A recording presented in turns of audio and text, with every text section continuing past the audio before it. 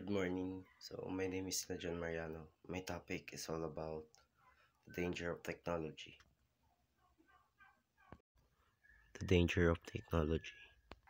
Tatalakayin natin ang mga hindi inaasahang kahinatnan at mga paraan na kung saan ang teknolohiya ay maaaring makapinsala sa lipunan ng tao at mga panganib na pang-unlad ng teknolohiya na maaaring makaapekto sa isang individual na buhay at lipunan. Ang problema sa teknolohiya. Ang mga pagsulong sa teknolohiya ay may mga hindi inaasahang kahihinatnan na maaaring magkaroon ng malaking epekto sa lipunan. Napakahalaga na suriin natin ang mga potensyal na panganib at benepisyo ng mga bagong teknolohiya bago ang malawakang paggamit nito. Global monoculture. Ang malawakang pagtanggap ng mga bagong walang masusing pagsusuri ay maaaring humantong sa mga hindi sinasadyang kahinatnan. Mahalagang maging maingat tungkol sa mga teknolohiya na solusyon at isaalang-alang ang pangmatagalang result o epekto ng paggamit ng mga ito. Kailangan din natin meron tayong kasanayan or kaalaman bago natin gamitin ang isang technology. Pangunahing panganib sa paggamit ng teknolohiya.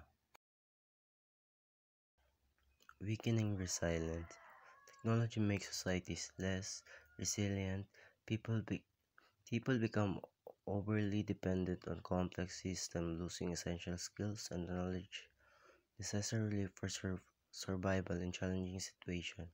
So the author uses the example of easily sparking a flame with a match versus understanding the complex process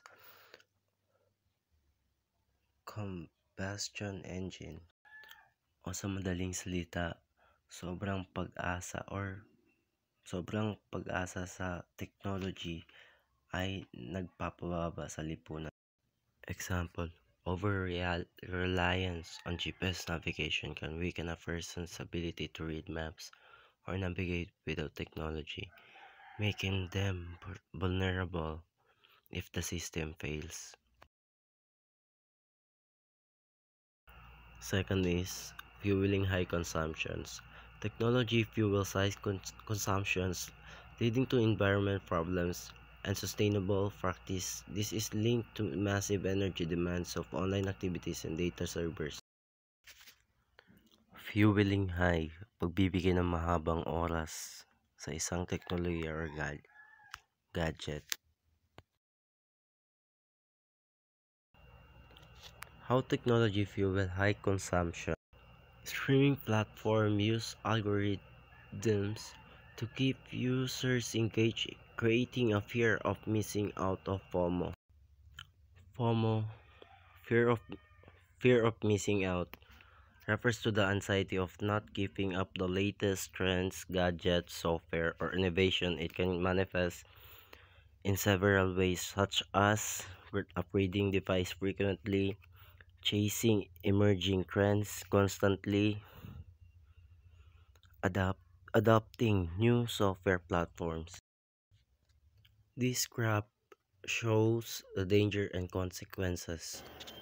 Privacy invasion, social media tracking, data collection and surveillance, loss of personal freedom, manipulation through targeted ads, and unauthorized use of private information.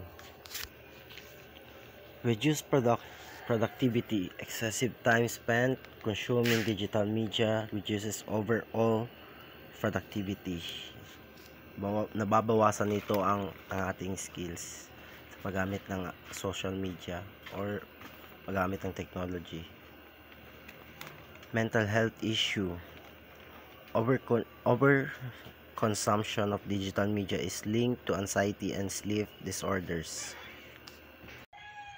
Data overload. Continuous information consumption leads to digital fatigue and decreased attention spans. Ang patuloy na pagkonsumo ng impormasyon ay humahantong sa digital na pagkapagod at pagbaba ng emosyon.